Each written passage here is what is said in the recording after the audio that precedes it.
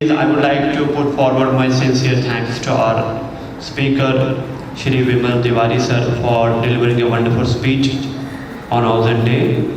Now I would like to invite one of the best and most experienced panelist in the terms of speakers, Shri Naresh Thakkar sir, to come and deliver his speech.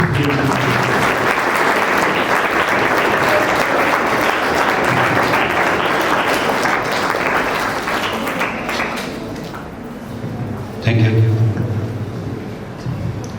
सबसे पहले मैं आप सबकी क्षमा चाहता हूँ क्योंकि आप जैसे कि मैंने सुना you are student of almost 11-10 okay, और आपका टास्क पीरियड 45 मिनट्स का होता है perhaps, and at every 45 minutes there is a small break because there is a system और फिजियोलॉजी नीड सम ब्रेक।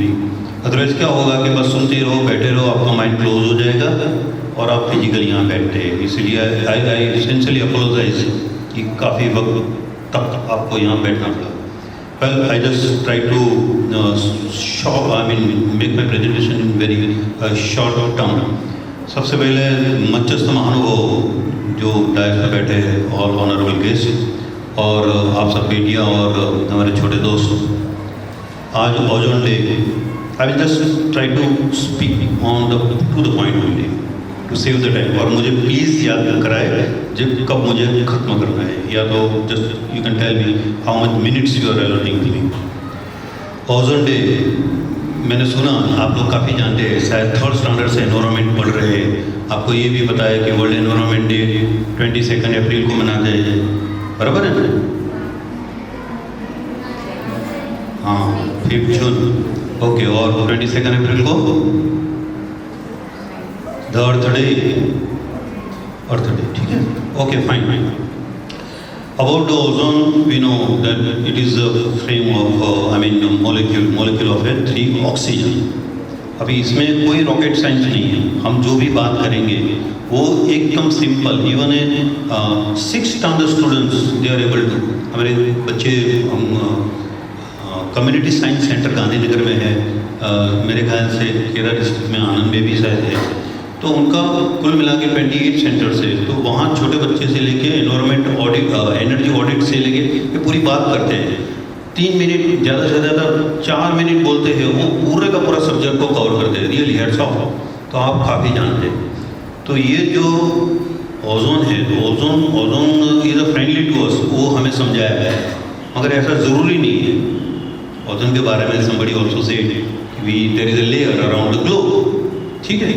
तो ये 20 किलोमीटर से लेके 50 किलोमीटर की दूरी तक टॉवर्ड द स्काई वो पूरा छाया हुआ है। तो वहाँ क्या हो गया है, पंचर हो गया था, जैसे कि बताया श्रीमान तिवारी ने कि काफ़ी कुछ ठीक हो रहा है। Really we have done a good thing about it. तो ये ओजोन की जो नेगेटिव साइड है वो भी हम थोड़ी सी बात कर लें। आप सब ने पहिए देखे हैं टायर के, और अगर कोई भी गाड़ी वहाँ रहती है काफ़ी लंबे अरसे तक, या तो टायर पुराना हो जाता है, तो you are seeing the cracks दिखती है ना, छोटे से।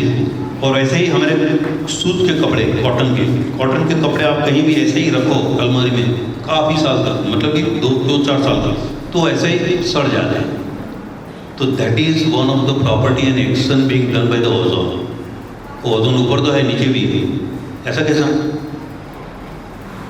The simple thing, actually ozone generation takes place right at the ground level also.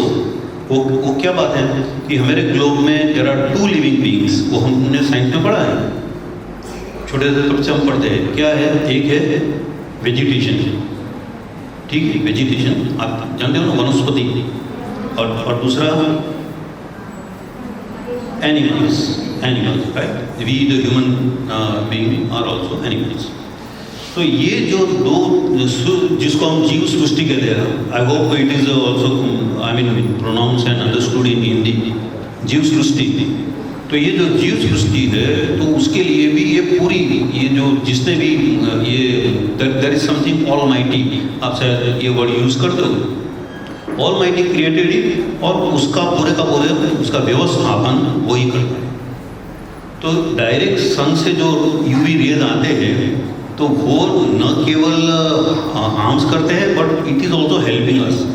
हम बोलते हैं ना कि विटामिन डी हमको डायरेक्ट सन से मिलता है, एक्चुअली उसमें से और भी 3 प्रकार के रेज निकलते हैं। जैसे कि ये अभी यहाँ 2 हेलोजन लगा, ये पुरानी वाली ट्यूब से, अभी तो एलईडी आ गई, फिर भी यहाँ चलता है, ठीक है।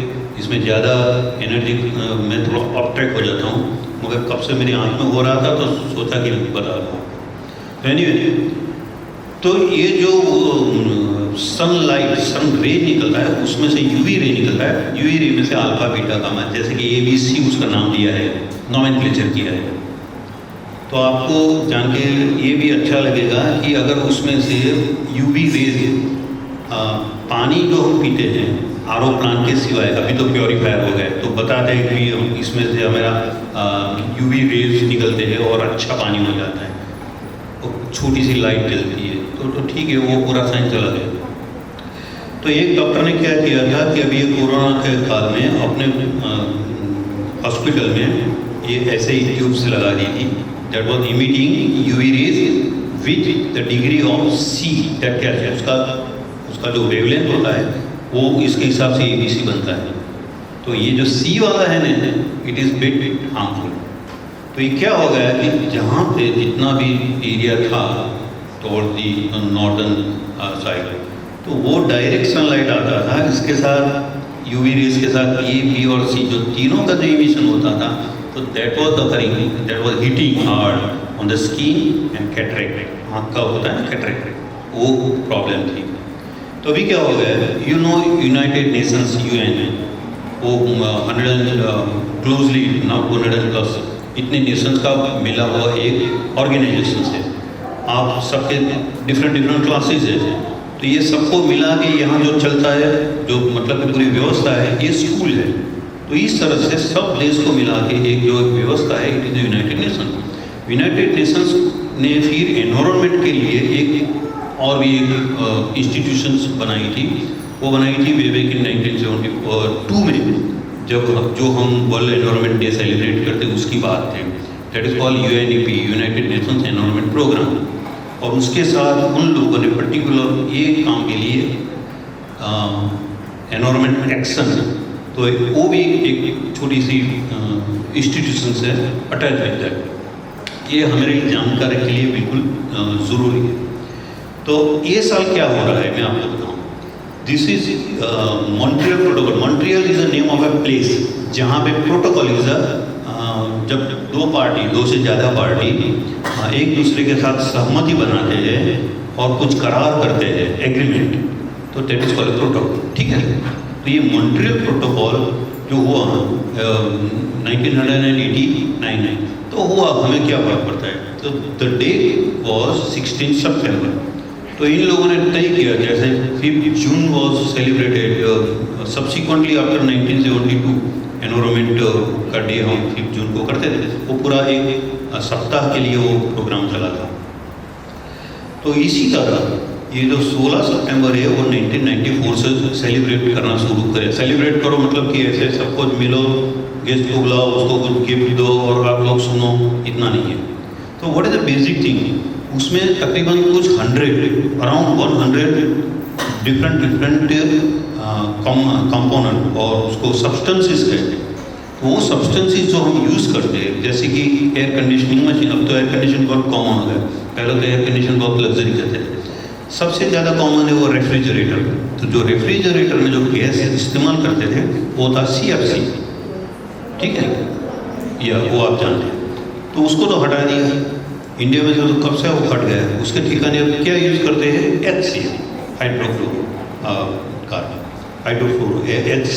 हाइड्रोफ्लोरोकार्बन, तो निकल गया। साइंस में अगर हमने कुछ पीरियोडिक टेबल पढ़े हैं, ब्रोमीन, क्लोरीन, आयोडीन, तो उस हिसाब में उसका एक प्रॉपर्टी होता है, तो उसमें बहुत जाने की ज़रूरत नहीं है। तो अभी हमें क्या करने का है, we are also using the spray लगाते हैं, थोड़ा अच्छी से सुगंध आए। फिर जैसे कि ये सब डिजास्टर मैनेजमेंट में है, तो अगर कहीं बहुत बड़ी फायर हो जाता है, छोटा भी फायर हो जाता है, तो they are using fire extinguisher. Fire बुझाने का जो तरीका होता है उसमें जो कुछ केमिकल्स होते हैं, तो तो ये सब में ये जो ओजोन डिप्लेटिंग सब्सटेंसेस जिसको हम ODS कहते हैं वो काफ़ी यूज़ होते थे।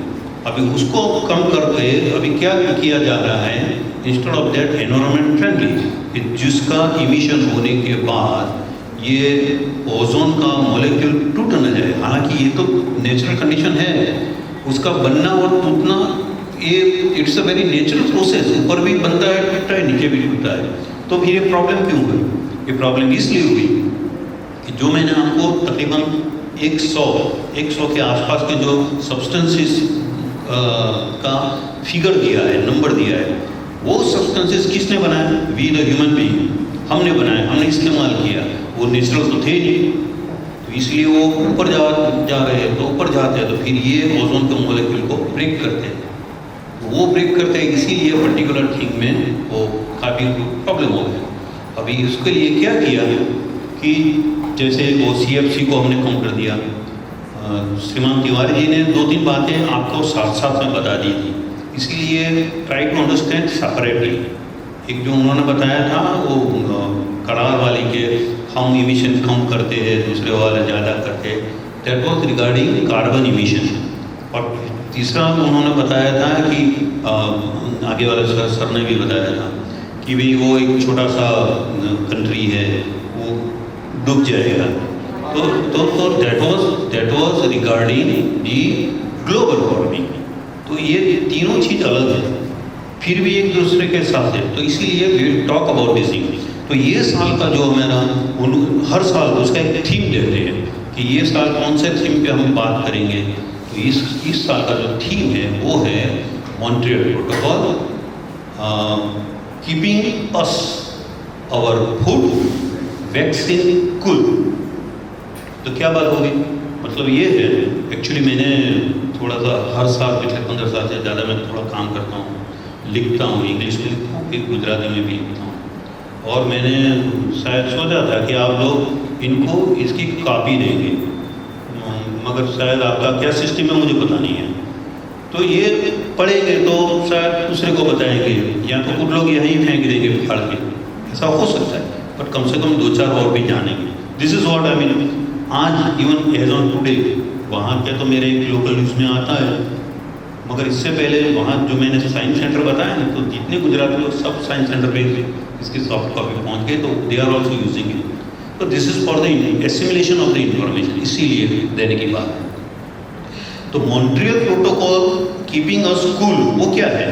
तो वो हमें ठंडा कैसे रखता है? तो बिकॉज ऑफ दैट एग्रीमेंट काफ़ी हद तक काफ़ी देश में से ये जो CFC है उसको हटा दिया गया है, और उसके ठिकाने SCFC भी होता है मगर कम है। उसकी जो ताकत है उसको नुकसान करने की वो बहुत कम है, और उसका भी अभी now scientist are really working on that. तो ये अभी दूसरे भी अभी आ रहे हैं, दूसरे सब्सटेंसेस आ रहे हैं। तो हमें क्या करना चाहिए कि when you we are replacing the gas, अथवा तो ज़्यादा गैस रेफ्रिजरेटर में भरते हैं या तो AC में भी उसका करते हैं। अब तो सब मोस्ट ऑफ द कार्स उसमें AC होता है, तो इसमें भी ये गैस का इस्तेमाल होता है। तो वी हैव टू इंश्योर कि वो गैस क्या करेगा जो आएगा। अगर मेरा पहचान वाला होगा तो बोला कि सर आप चिंता मत करो, मैं आपकी गाड़ी में पूरा का पूरा नया गैस भर देता हूँ। तो इसमें नया पुराना जैसे है ही नहीं। अगर कम हो गया है कुछ वजह से कहीं से भी, एक्चुअली तो वही गैस अंदर रिसर्कुलेट होता है, तो उसको बोलने का कि भाई ऐसा मत कर, क्योंकि वो तो क्या करेगा, उसको कट करके या तो फिर AC की बात है तो तेरे से नोक करके खोल देगा। फिर दूसरा उसके साथ जो एक टीन लाता है तो उससे वो अंदर फिल कर देता है। तो वो जो गया अंदर था वो तो देख नहीं पाते, तो that is accumulating over our sky, तो जिसको हम स्ट्रेटोस्फीयर कहते हैं, वो पर्टिकुलर जो रीजन है उसको। तो ये नहीं करने का है, हमें इतना करने का है। और रेफ्रिजरेटर की बात है तो रेफ्रिजरेटर भी हम वी हैव टू इंश्योर। अब तो नए तो सब आ रहे हैं, मगर पुराने वाले हैं तो अभी उसको चलाया जाओ और उसको गैस रिफिल में प्लीज़ इंश्योर कि उसको नहीं करें। दूसरी बात, we are using the spray, तो वो भी आप देखो पढ़ो, हर एक चीज़ को छोटी छोटी जो बात होती है, तो you can use even the glass, convex glass, तो उसको पढ़ो इसमें क्या लिखा है। तो क्या होगा कि जो पुराने वाले हैं कुछ लोग अभी भी कहीं से भी स्मगलिंग करके भी लाते हैं, तो दैट वी शुड अवॉइड, ठीक है। तो ये जो ओजोन वाली बात है तो हमको कूल रखना है, कैसे? बिकॉज ऑफ द प्रोटोकॉल से सब कंट्री में से ज़्यादा इस सब्सटेंसी से वो उसका इस्तेमाल कम हुआ है। और फूड कूल, हमारा फूड को कूल रखते हैं, उसका क्या मतलब? सब्जी हम खाते हैं, तो सब्जी तो वैसे सीजनल है, और इसमें से काफ़ी कुछ सब्जी अभी ऐसी है, even in Ahmedabad, I don't know about the Anand, there are certain vegetables it is available round the years, पूरे साल में मिलते हैं। तो कहाँ से आते हैं? जैसे कि आप एप्पल की बात करते हो, पूरे साल हमको मिलता है, पूरे साल तो होता नहीं है, तो वो कहाँ पे रखते हैं? Cold storage. तो कोल्ड स्टोरेज में क्या यूज़ करता है? They are also using this thing including ammonia. Ammonia is also one of the gas use for the cooling system. और तीसरा है vaccine. Why they use the word vaccine? हम सब जानते हैं। आप लोगों ने ले लिया वैक्सीन? आपका अभी टर्न नहीं आया, आपकी वैक्सीन नहीं बनेगी, यू मे बी अंडर 80, ठीक है। तो वैक्सीन पूरी दुनिया में सबको वैक्सीन की ज़रूरत है। इसीलिए ये साल का जो प्रोटोकॉल है, ये साल का जो थीम है, उसके जरिए आज के दिन 16 सितंबर 2021 उन लोगों ने एक ब्रीफ रिलीज करने वाले थे, शायद कर ली होगी आज के दिन। वो ब्रीफ का क्या मतलब होता है? BREF, ब्रीफ मतलब कि शॉर्ट, ऐसा नहीं है। जैसे आपका ये लिबास है, तो कोर्ट में जाते हैं वो एडवोकेट, इनका भी ऐसा कुछ ब्लैक एंड वाइट होता है, ठीक है। वो अपने हाथ में ये जो कान होता है पेपर, सॉरी, वो ऐसा करके जाते हैं, अब देखना उनके हाथ में। तो this is called a brief, मतलब कि कुछ डॉक्यूमेंट है, उसके अंदर कुछ लिखा है। ये ब्रीफ का मतलब ये है, जब आपके पास ये जो मैंने छोटा सा आर्टिकल लिखा है, अगर आ जाए या तो कहीं भी आप पढ़ो, तो ये ब्रीफ का मतलब ये समझना है, ठीक है। तो उसमें वो ब्रीफ में क्या लिखा है कि how to actually not only transport the vaccine को जहाँ से बनती है वहाँ से लेके यहाँ तक आए। आपने वैक्सीन सेंटर तो देखे होंगे, टीका लगाते हैं, छोटी सी ब्लू कलर की एक बॉक्स होती है, तो उसके अंदर से जब वो वैक्सीन की एम्पुल्स निकालते हैं तो it is to be kept again, वो ऊपर रखते हैं। तो किसके ऊपर रखते हैं? जो ठंडा होता है, जिसे हम आइस पैड कहते हैं। तो वो जो आइस पैड वाली पूरी सिस्टम दुनिया के हर एक कंट्री में जाए, तो उसके लिए इन लोगों ने ब्रीफ बनाई है और आज रिलीज होने वाली है कि इस तरह से उसके लिए पर्टिकुलरली, जैसे हम तो we are really proud, India में कुछ नहीं होता, ऐसा नहीं है कि इतनी वैक्सीन जहाँ से भी बनती है वहाँ से लिफ्ट करके यहाँ तक आती है, हम तक पहुँचती है, तो उसको पर्टिकुलर टेम्परेचर तक उसको रखना पड़ता है। ये वैक्सीन क्या है उसके बारे में जो मैं जानता हूँ, मगर अभी आपसे शेयर नहीं करूँगा टाइम की वजह से। तो ये कंडीशन मेंटेन करने के लिए ये ब्रीफ बनाई है। तो इसके लिए और क्या चाहिए? इक्विपमेंट चाहिए, अलग there is a difference with equipment and instrument, वो आप बाद में समझ लें। तो ये इक्विपमेंट कैसे होने चाहिए, छोटे बड़े लेके, वो सब बन रहा है। कहाँ बना है, कुछ कंट्री में अभी जा रहे हैं। तो ये पूरा आज के दिन का जो फोकस है, थीम है, जिसे हम विषय वस्तु कहते हैं, वो है Montreal protocol, keeping us our food vaccine cool. इतना मतलब आज के दिन के लिए समझना है, ठीक है। आप लोग बहुत कुछ जानते हैं ओजोन के बारे में, इसलिए मैं ज़्यादा नहीं कहूँगा, but I would suddenly like if some of you want to ask something about anything related to environment. Environment बहुत बड़ी बात है, उसमें से इकोसिस्टम भी बहुत बड़ी बात है। तो कोई भी आपको दिमाग में अगर कोई सवाल आते हैं, including from the audience, I would love to reply it. ऐसा पूछ रहे हैं कि किसी को भी अगर कोई क्वेश्चन पूछना हो, अगर कोई सजेशन भी है तो इट इज़ मोस्ट वेलकम। मैंने बहुत ब्रीफ में बताया, even I can talk lot on this thing, बकर अभी आपका टाइम की वजह से I am very conscious about the time, इसीलिए I am just trying to brief this things at this things. Anybody has any question to ask? किसी को कुछ क्वेश्चन पूछना है, ये एक शायद टाइम अपॉर्चुनिटी मिलती है।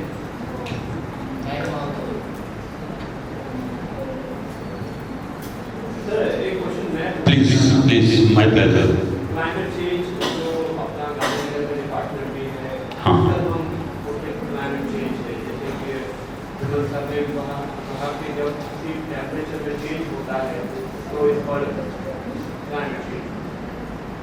I would like to ask you, sir, would you brief a little how does it happen actually, climate change? Yeah, again it is the same thing actually coming together under one roof. Sorry, मैं थोड़ा English में चला गया। हालांकि मेरी English अच्छी नहीं है, हिंदी में अभी कोशिश करता हूँ, but I am good at my mother tongue Gujarati. I belong to this area और मेरी पढ़ाई भी यहाँ हुई है विद्यानगर में, यहाँ से शुरू हुई है मेरी पढ़ाई, ऐसा है।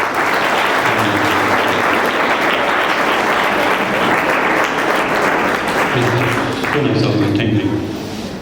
हम अगर हमारे 3 पीढ़ी के पहले बिफोर 3 जनरेशन हमारे ग्रैंडफादर के फादर की बात करें तो कहीं से भी कोई भी ठिकाने, न तो आनंद में न तो कहीं भी आप किसी भी गांव में चले जाए, कोई भी कचरा कूड़ा नहीं था।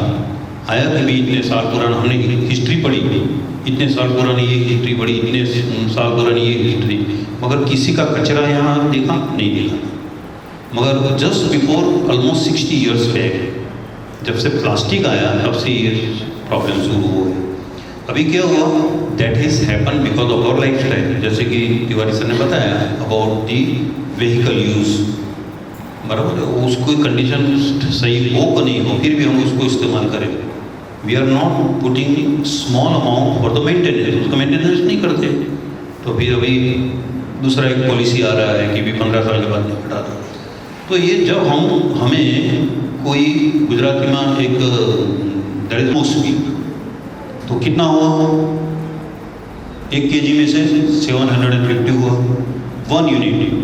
अब आप सोचो हमारे घर में कितना यूनिट जलता है। आपको बिल आता है ना एवरी मंथ, एवरी 2 मंथ्स आता है।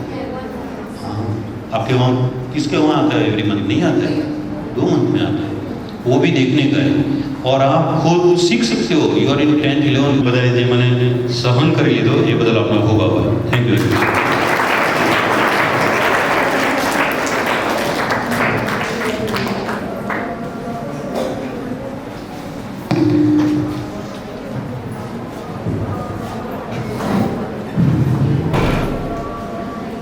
We will just wait for a second or for a minute actually, by the time the prayer call will get complete. Okay?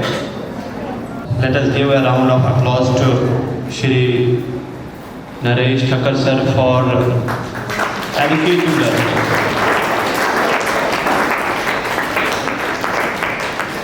Shri Naresh Thakar sir ने हमें खाली एक स्पीच डिलीवर नहीं की बल्कि उन्होंने हमें एजुकेट किया है। तो उसके लिए हमें उनका बहुत ग्रेटफुल रहना चाहिए। और जिस तरह से उन्होंने इम्पोर्टेंट एग्जाम्पल देके बहुत सारे कॉन्सेप्ट हमें क्लियर कर दिए। सर जो आर्टिकल हिंदी और गुजराती में आपने हमसे शेयर किया था, I would like to mention, yes sir, English and Gujarati में शेयर किया था। सर ने हमारे साथ एक आर्टिकल शेयर किया था Gujarati and English from 9 to 10 o'clock sir in the morning we had a registration desk. तो हमने सभी स्टूडेंट्स का डेटा लिया है, mobile number, email ID, and after the completion of this program we are going to circulate not only with the students, we are going to circulate through the social media platform as well, right? And we should be thankful to you for that as well, right? Now I would like to request our fourth speaker, Mr. Dr. Sheshian, sorry, Dr. Sheshian.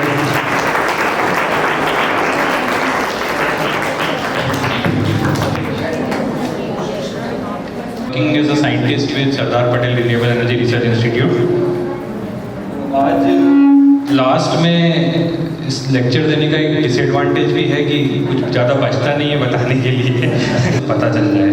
आज मैं regret कर रहा हूँ कि मैं आखिरी हूँ क्योंकि मेरे पास ज़्यादा कुछ है नहीं बताने के लिए, क्योंकि इतने बड़े बड़े लोगों ने सब आपको बता दिया है ओजोन के बारे में।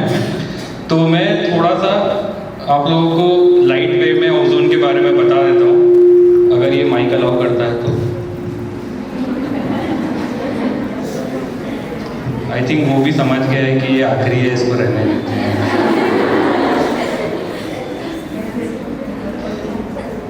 जैसे हाँ हो गया, आवाज़ का तो पता नहीं, वो बीच में था। तो हम लोग साइंटिस्ट लोग हैं ना, हम लोग का लाइफ बहुत बोरिंग होता है। मतलब बोरिंग मतलब आप लोग देखोगे तो बहुत बोरिंग लगेगा कि क्या है, सुबह से लैब में घुस जाते हैं, पता नहीं क्या करते रहते हैं, शाम को निकल के आते हैं। बट एक्चुअली में वो बोरिंग होता है क्योंकि हमारा इंटरेक्शन नहीं हो पाता है। तो जैसे हमको मौका मिलता है ना कि हम बच्चों के बीच में जाने वाले, जैसे हम साइंटिस्ट हैं, तो हम लोग के आइडियल होते हैं, मेरे आइडियल हैं APJ अब्दुल कलाम साहब। तो वो साइंटिस्ट हैं, तो उनको बच्चों से बहुत पसंद थे, वो बच्चों को बहुत पसंद करते थे। तो ऐसे ही मेरा भी है, जब भी मुझे पता चलता है कि मेरे को बच्चों के बीच में जाना है तो मैं उस मौके को ग्रैब कर लेता हूँ। तो जैसे ही मुझे पता चला कि मुझे इसके लिए स्कूल में जाना है, तो मैं फटाफट प्रेजेंटेशन का मैंने पूछा, प्रेजेंटेशन दे सकते हैं? तो उन्होंने बोला हाँ दे सकते हैं। तो एक ऑफिस का प्रेजेंटेशन होता है तो मैं उसको डाल देता हूँ, लेकिन ये वाला मैंने कल रात को 3 बजे तक बैठ के बनाया, और अनफॉर्चुनेटली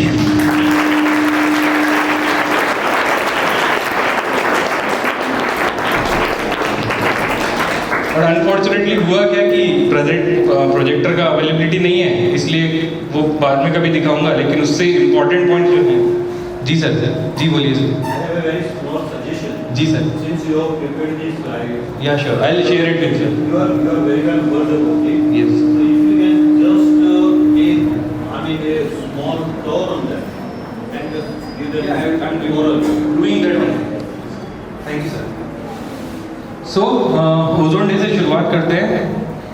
मैं इधर वाले लोगों से ज़्यादा ताल्लुकात नहीं रखूँगा अगले 10-15 मिनट क्योंकि ये लोग तो बहुत जानते हैं।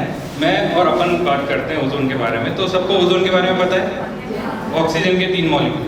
तो इसको ना एक पिक्चर की तरह देखते हैं, ठीक है। अभी प्रोजेक्टर तो है नहीं, तो पिक्चर मुझे ही चलानी पड़ेगी, तो मैं डायरेक्टर, ठीक है। तो आज अपना हीरो, पिक्चर का हीरो कौन है? ओजोन, ठीक है। तो पिक्चर में हीरो है, तो अगर सिर्फ हीरो ही रहेगा तो पिक्चर अच्छी बनेगी? क्या करेगा हीरो? सुबह उठेगा, तैयार होगा, ऑफिस जाएगा, शाम को घर आ जाएगा, खत्म।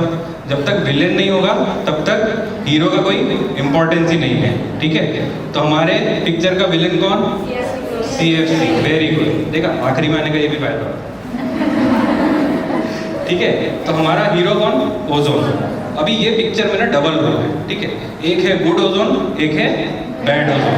सर ने जैसे बताया, ठक्कर साहब ने, कि ओजोन, गुड ओजोन कहाँ पे है? ऊपर 30-50 किलोमीटर हाइट पे। लेकिन बैड ओजोन कहाँ है?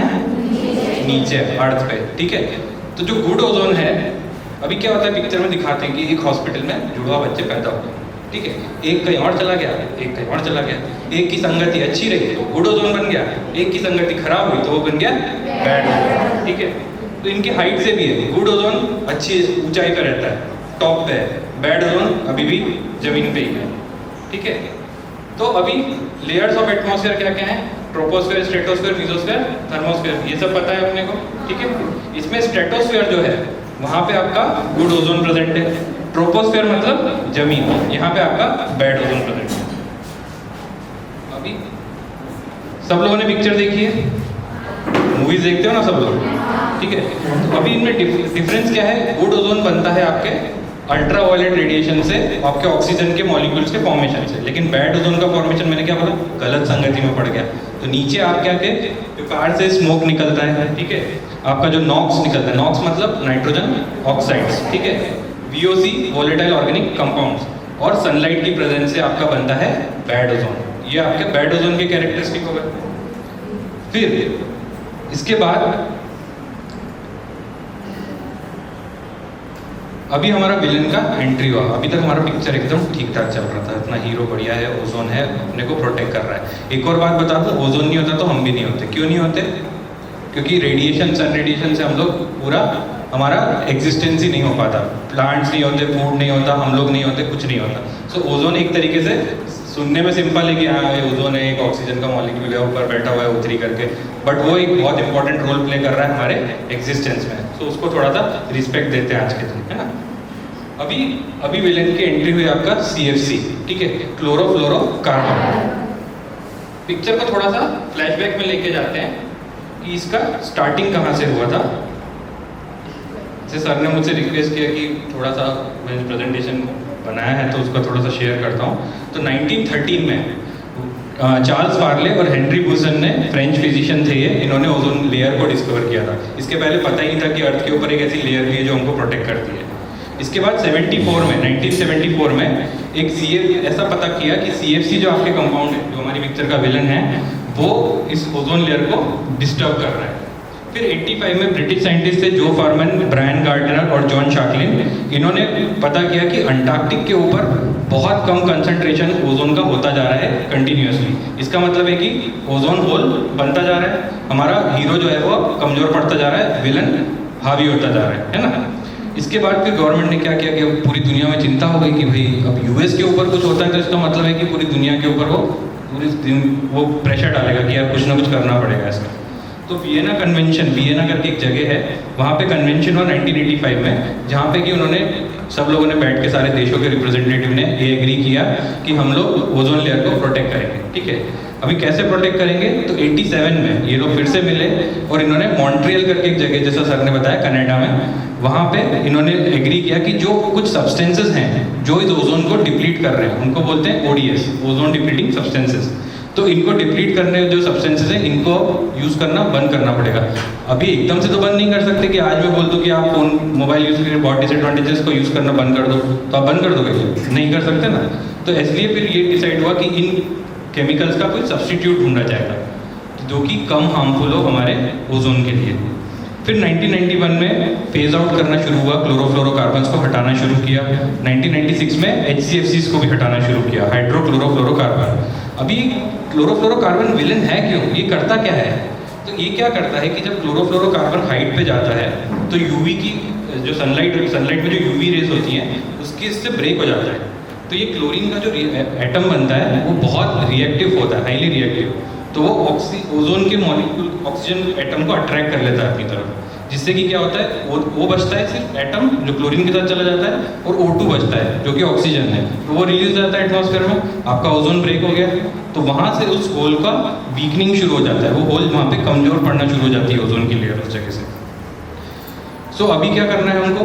क्लोरोफ्लोरोकार्बन में से हमको क्लोरो जो है वो बहुत एक्टिव है, बहुत ज़्यादा एक्टिव है, बहुत वायलेंट है। एक पिक्चर में गुंडा होता है, बहुत तेज होता है, हर चीज़ उसको, हर वेपन चलाना, तो वो हमारा क्लोरीन है।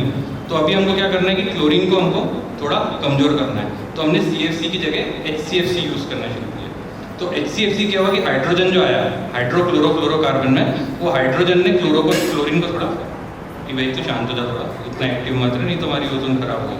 तो उसने HCFCs को हमने यूज़ करना शुरू किया। फिर भी क्लोरीन तो है अभी, है ना। तो अभी क्लोरीन को भी, उसको भी हटाना ही है, उसको हटा ही देना है, क्योंकि हमको ओजोन को बचाना है ताकि हमारा एग्जिस्टेंस सेफ रहे। तो हमने अब HFCs यूज़ करना शुरू कर दिया, जो कि है हाइड्रोक्लोरोकार्बन। क्लोरीन गया, सो नाउ अपना विलन आउट होता जा रहा है धीरे धीरे पिक्चर में से। अभी हमारा ओजोन लेयर हील होना शुरू हो गया। सो जैसा सर ने बताया कि 2050 तक ये आपका जो होल है ये काफ़ी हद तक हील हो जाएगा। ठीक है,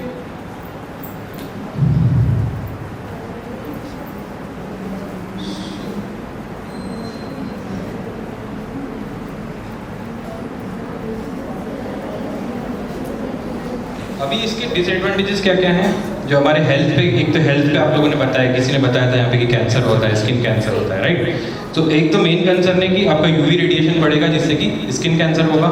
ठीक है, इसके बाद आपका आई डैमेज हो सकता है, क्योंकि आई आपका जो होता है वो लाइट के लिए बहुत वो होता है, सेंसिटिव होता है। सो आपकी रेडिएशन जो भी आपकी आईज में एंटर करती है वो अगर हार्मफुल रहेंगी तो आपकी कॉर्निया रेटिना को डैमेज कर सकता है। देन कई केसेस में कैटरेक्ट भी हो जाता है आईज में। वेजिटेशन पे बात करें अगर हम, तो ये फोटोसिंथेसिस का प्रोसेस पता है सबको, है ना। फोटोसिंथेसिस का प्रोसेस को भी अफेक्ट करता है। अगर आपका UV रेज अगर आपके एटमॉस्फेयर में आएंगी ज़्यादा तो वो उस फोटोसिंथेसिस के प्रोसेस को भी अफेक्ट करेगा। देन ग्लोबल वार्मिंग, ये तो पता है सबको, है ना। ये क्यों होता है ग्लोबल वार्मिंग? कोई बताएगा मुझे? कोई बोला कार्बन, हाँ बोलो आप, क्या कार्बन डाइऑक्साइड क्या? बोलो कौन बोलेगा? अरे पता है, मुझे भी भूख लग रही है, जाना है, 5 मिनट और रुक जाओ, कल जाते हैं, पिक्चर का क्लाइमेक्स ही चल रहा है, बस खत्म उसका। हाँ बोलिए। कार्बन डाइऑक्साइड का प्रमाण ज़्यादा होने से गर्मी होती है, इससे ग्लोबल वार्मिंग का असर होता है। हाँ वेरी गुड, चलो तालियां बजा दो इसके लिए।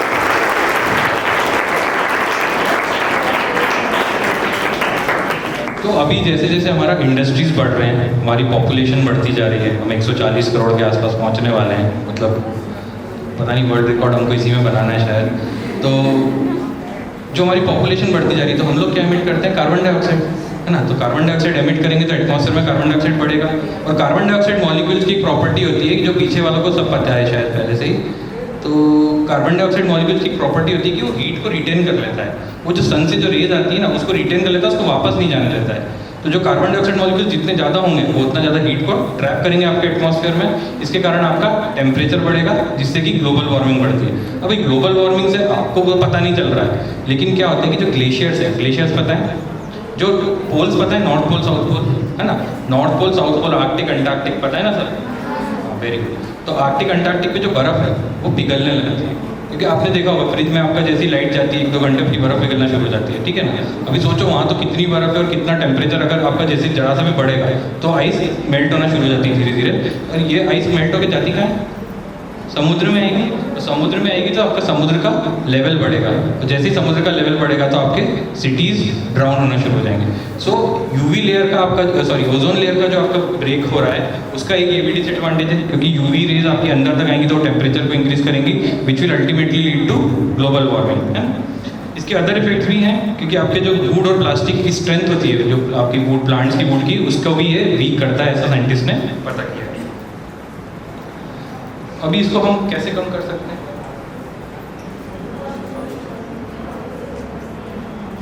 CFCs का हमने ऑलरेडी हटाना शुरू कर दिया है ना। अभी हम लोग को बायोफ्यूल्स का नाम सुना है आपने? बायोफ्यूल नहीं, बायोडीजल नहीं सुना। अभी थोड़ा सा मैं बता देता हूँ उसके बारे में। आपका पेट्रोल होता है, पेट्रोल पता है, डीजल पता है ना। अभी ये कहाँ से आता है? कोल से। कोल जमीन के अंदर में कोल है, वहाँ से आप इसको प्रोड्यूस करते हैं, है ना। फॉसिल फ्यूल्स बोलते हैं इनको। तो जो आपकी ज़मीन के अंदर में ऑयल निकलता है उसको फिर कन्वर्ट करते हैं अलग अलग कंपोनेंट्स में, जिससे डीजल बनता है, पेट्रोल बनता है, गैसोलीन बनता है, ऑयल्स बनते हैं अलग अलग। लेकिन ये क्या है, लिमिटेड है। एक डिसएडवांटेज इनका ये है कि ये लिमिटेड है, कुछ सालों के बाद ये खत्म हो जाएंगे, ठीक है। दूसरा डिसएडवांटेज ये है कि इनको बर्न करने से पॉल्यूशन होता है, ठीक है। अभी बायोफ्यूल्स क्या हैं? बायो मतलब लाइफ, फ्यूल मतलब ईंधन जो आपको ऊर्जा देता है। तो बायोलॉजी से मतलब कि आपका कोई ऐसा सोर्स जो कि लिविंग सोर्स है, जैसे प्लांट हुआ, पेड़ हुए, सब्जियां हुई, इनसे अगर मैं कोई फ्यूल बना रहा हूँ, कोई ऊर्जा बना रहा हूँ, तो उसको बोलते हैं बायोफ्यूल, ठीक है। तो बायोफ्यूल में आता है बायोडीजल। तो जो डीजल की गाड़ियाँ होती हैं उसमें उसको मैं चला सकता हूँ किससे? बायोडीजल से। ऐसे ही इथेनॉल होता है, इथेनॉल का नाम सुना है ना, सुना है, वेरी गुड।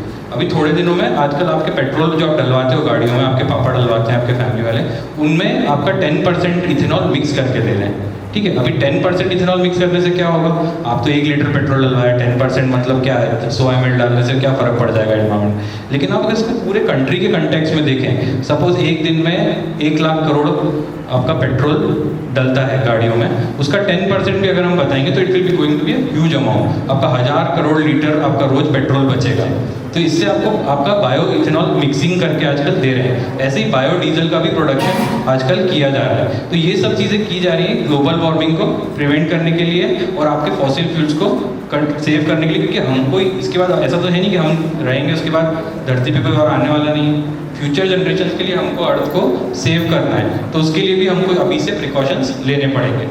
सो अपने व्हीकल्स को मेंटेन करके रखें, रेगुलरली उनका सर्विसिंग कराएं, उसमें कैटालिटिक कन्वर्टर लगवाएं, स्मोकिंग अवॉइड करें, CFCs को और यूज़ कम करें। CFCs तो हट ही गए, HCFCs का भी अभी फेज आउट शुरू हो गया है। अगर आप रिपेयर करवा रहे हैं, जैसे सर ने बताया कि अगर आप रिपेयर करा रहे हैं तो उसमें उन गैसेस का इस्तेमाल ना करवाएं, ठीक है।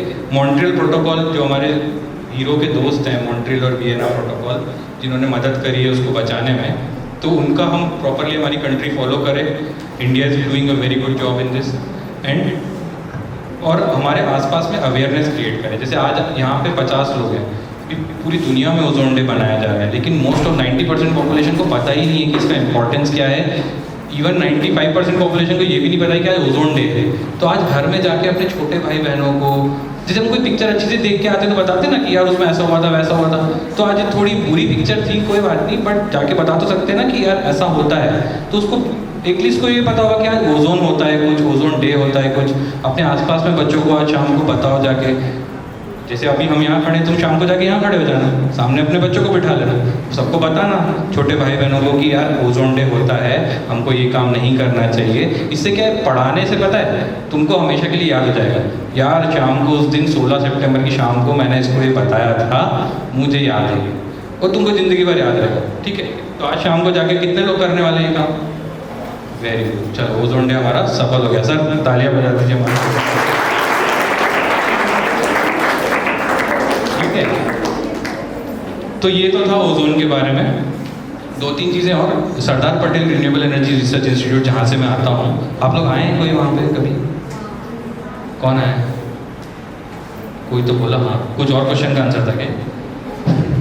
चलिए सर, आपके प्रिंसिपल सर और यहाँ पे टीचर्स अवेलेबल हैं, मैं इनसे रिक्वेस्ट करना चाहूँगा, हम लोग हर साल फरवरी के महीने में एक ओपन हाउस ऑर्गेनाइज करते हैं, जिसमें कि आपके जैसे स्कूल्स और कॉलेजेस के बच्चे 2 दिन के लिए मतलब विजिट करते हैं, तो आप लोग उनको एक मील डालेंगे, तो हम एक स्लॉट देते हैं आपको, तो उसमें सारे स्कूल्स के बच्चे from 9th onwards, 9th 10th 11th 12th वो लोग आते हैं हमारे यहाँ, और जो जो टेक्नोलॉजीज़ हमने रिन्यूएबल एनर्जी पे डेवलप की हैं वो सब आपको डिमॉन्स्ट्रेट करते हैं हम लोग।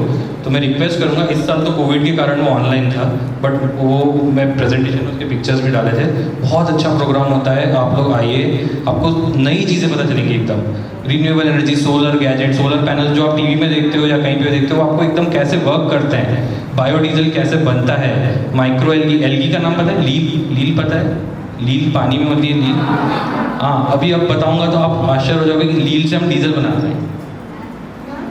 हाँ, इसलिए मैं बोल रहा हूँ, आओ, मैं रिक्वेस्ट करूँगा सर से कि हम लोग को दिसंबर जनवरी के मंथ में आप लोग हमको एक मेल डालिए, तो हम लोग आप लोग को इनवाइट करेंगे, और आप लोग आइए, सारी टेक्नोलॉजीज हमारा देखिए, कुछ आप सीखने को मिलेगा, कुछ हमको आपसे सीखने को मिलेगा, ऐसे ही करके फिर आप लोग का आगे ग्रोथ होगा। ठीक है,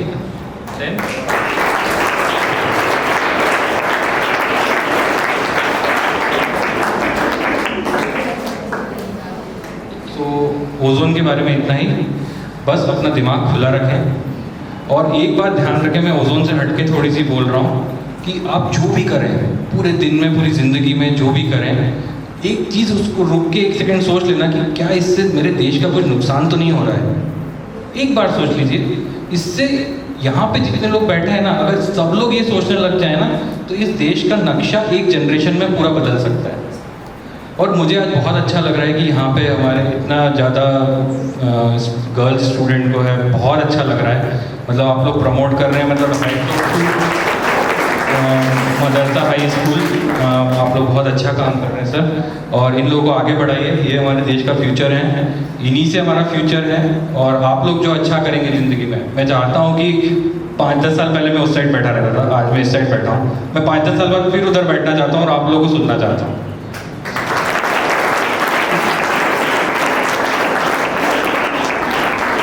अच्छी किताबें पढ़ें, किसी से डरे नहीं कभी भी ज़िंदगी में कुछ नहीं होता है। आप 2 साल बाद कुछ सोचोगे भी ना कि ये चीज़ यार मैं उस चीज़ से उस टाइम डर रहा था, अभी उसका क्या मतलब, आपको याद भी नहीं रहेगा कि मैं उससे किस चीज़ से डर रहा।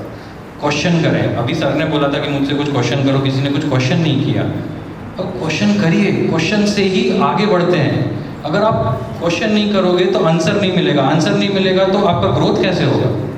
वो दिमाग में क्वेश्चन ही कभी कुछ आया है, अगर आप उसका आंसर नहीं ढूंढोगे ना तो वो क्वेश्चन वहीं खत्म हो जाएगा, मर जाएगा वो क्वेश्चन में। लेकिन उसको अगर जिंदा रखना है तो उसको आपको उसका आंसर ढूंढना पड़ेगा। इनसे नहीं मिले, एक से नहीं मिले, दूसरे को ढूंढो, किताबें पढ़ो, आजकल तो इंटरनेट है, आप खोलो और आपको हर चीज़ का जवाब मिल जाएगा, लेकिन उसके लिए ढूंढना खुद ही पड़ेगा। ठीक है, तो आगे बढ़ें, डरे नहीं किसी से भी, और अपने देश के लिए काम करते रहें। जय हिंद, जय भारत।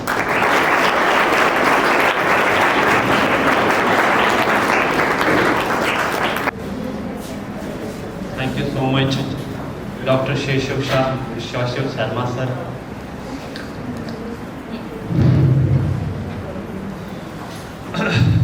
डॉक्टर शेषव शर्मा सर ने अंत में हमें एक इन्फॉर्मेशन दी। एक्चुअली ये ऐसी इन्फॉर्मेशन है जिसकी वजह से अगर भारत में रहने वाले 130 करोड़ लोग थोड़ा थोड़ा कंट्रीब्यूट करेंगे तो हमारा देश विश्व में सुपर पावर बन सकता है। वो ये है कि जब भी हम कोई काम करते हैं तो we have to see the pro and the con, advantage and disadvantage. कि कोई काम अगर हम कर रहे हैं इसका परिणाम क्या होगा, इसका रिजल्ट क्या होगा, what could be the consequence of any activities we perform in our life। अगर इससे कोई काम करने से कोई तकलीफ होगी तो हमें नहीं करना चाहिए, और अगर इससे कुछ फ़ायदा होगा तो हमें करना चाहिए। इससे हमारा जो देश है, भारत देश है, उसकी उन्नति होगी। राइट। आज का जो प्रोग्राम था वर्ल्ड ओजोन डे, जिसमें दूर दूर से एमिनेंट स्पीकर्स ने अपनी डिफरेंट स्ट्रैटेजीज से, डिफरेंट टेक्निकलिटीज़ यूज़ करके हम सब तक अपनी बात रखी और हमें इस तरह से एजुकेट किया कि किस तरह से हमें अपना छोटा सा एक कंट्रीब्यूशन देकर न कि पूरे एनवायरनमेंट को बल्कि पूरे वर्ल्ड को हम बचा सकते हैं। मेरे एक बहुत अच्छे फ्रेंड है श्री डॉक्टर सन स्वामी जी, वड़ताल धाम के CEO है, या कोठारी स्वामी कहते हैं। उनसे इंटरव्यू में मैंने पूछा कि आपकी जो ऑर्गेनाइजेशन है श्री स्वामीनारायण संप्रदाय वड़ताल धाम, तो इसके बारे में मुझे कुछ पूछिए। तो उन्होंने एक अच्छी बात करी कि अगर हम गुड़ खाते हैं तो भी मीठा होता है। तो स्वामीनारायण संप्रदाय जो वड़ताल धाम है, वहाँ पर अगर कोई अपनी श्रद्धा से आता है, डिवोशन से आता है, या कोई फोर्सफुली लेके किसी को लेके आता है, या कोई ऐसे ही आ जाता है भटकता हुआ, तो उसको गुड़ मिलता है। तो तीनों सिचुएशन में उसको गुड़ मिठाई लगता है, यानी उसको बेनिफिट ही होता है। इसी तरह से आज के इस प्रोग्राम में जो भी इमिनेंट स्पीकर्स हैं जिन्होंने अपनी स्पीच दी, चाहे हम बात करें श्री चैतन्य सर की, श्री विमल सर की, या फिर हम बात करें नरेश ठक्कर सर की, या फिर हम बात करें डॉक्टर शेषव शर्मा सर की, इन लोगों ने अपनी लैंग्वेज में, अपनी टेक्निकलिटीज़ से, अपनी एक्सपीरियंस से जो भी बात हमारे सामने रखी, तो इससे हमारा बेनिफिट ही होने वाला है, हम सब का, न कि आप स्टूडेंट्स का बल्कि हम सब का। एक चीज़ में लास्ट में, before I would request for the vote of thanks, मैं ये कहना चाहता हूँ, आस्क क्वेश्चंस। महात्मा गांधी जी ने कहा है, if you don't ask you don't get. मैंने when I was in 12th standard, जब मैं 12th स्टैंडर्ड में था, मैंने हमारे इंग्लिश के एक पोइम में पढ़ा था। एक बहुत बड़े प्रोफेसर है नसीम इज़कील, उन्होंने कहा था, chance plays a great part in human life. अगर आप मेरे व्हाट्सएप के स्टेटस पे भी देखेंगे तो वहाँ पर ये लिखा है, chance plays a great part in human life. हमारी ज़िंदगी में जो मौका मिलता है वो दोबारा नहीं मिलता, और दोबारा मौका अगर किसी को मिलता है, बाय एंड लार्ज अगर वो लकी भी होता है, तो उसके लिए उसको बहुत सारे सेक्रीफाइस करने पड़ते हैं, बहुत बड़ा बलिदान देना पड़ता है। राइट। तो आज के प्रोग्राम में जितना भी हमने सीखा, उसके लिए जितना भी आपसे हो सके, आपके सराउंडिंग में जितने भी फैमिली मेम्बर्स हैं, फ्रेंड सर्कल है, उनके साथ हम इस नॉलेज को शेयर करें कि आज हमने स्कूल में 16 सितंबर को वर्ल्ड ओजोन डे को अटेंड किया। हमने यही सीखा, ये सर आए थे, ये सर आए थे, हमारे स्कूल की जो संस्था है वहाँ के प्रेसिडेंट सर आए थे, नायब मोतमिन सर आए थे, इरशाद सर आए थे, या दिल्ली से चौहान सर आए थे। सब लोगों ने हमें एनवायरनमेंट के रिलेटेड बातें सिखाई, किस तरह से हमारा कंट्रीब्यूशन हो सकता है। राइट। और जो श्री नरेश ठक्कर सर ने आर्टिकल भेजा है गुजराती एंड इंग्लिश में, right sir, Gujarati and English में जो आर्टिकल इन्होंने हमें सेंड किया है, जो रजिस्ट्रेशन फॉर्म में आप लोगों ने नंबर सेंड किया है, या फिर किसी ने ईमेल आईडी लिखी होगी, तो उन सब को हमारे सोशल मीडिया प्लेटफॉर्म के थ्रू वो आर्टिकल मिलेगा। बल्कि जो जो डाइस पे जितने भी हमारे मेहमान हैं, जितने भी हमारे ऑनरेबल स्पीकर्स हैं या गेस्ट्स हैं, उन सबको भी हम वो फॉरवर्ड करेंगे, ताकि हमारा एम ये होना चाहिए कि कहीं ना कहीं किसी न किसी तरीके से we should contribute not just for the national building but for the world building, right?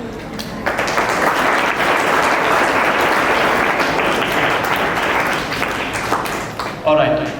Now, I would like to now wrap up this program, and to wrap up this program, I would like to request Ruxana Muhammad Rafiq Faruqi to come on the dais and deliver the vote of thanks.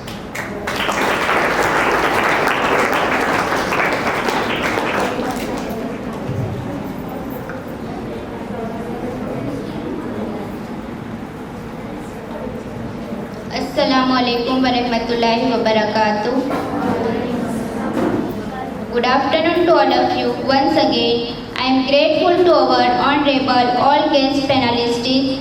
This seminar would not have been possible without our esteemed speakers.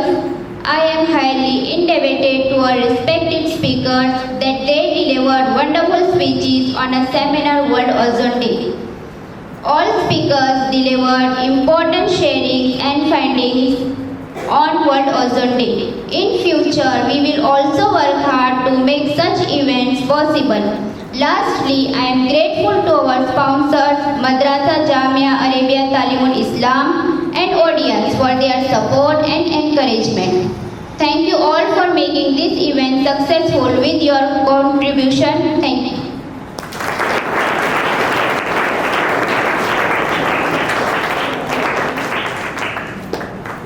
Thank you so much, madam. You can-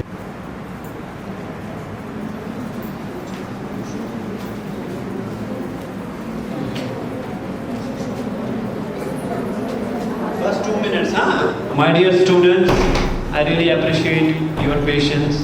First 2 minutes, huh?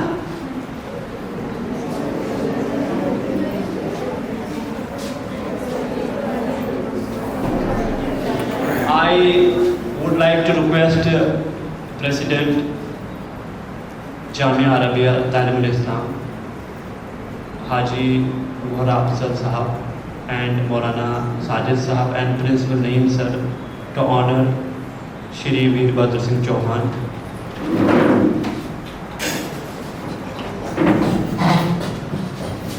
Irshad Sir also.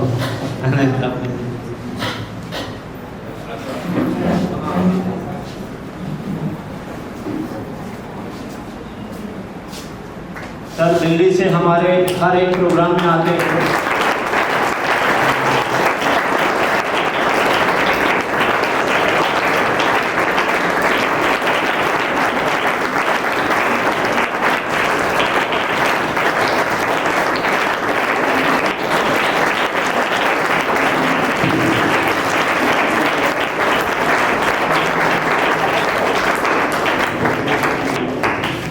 Thanks a lot to sir and lots of love to all of you.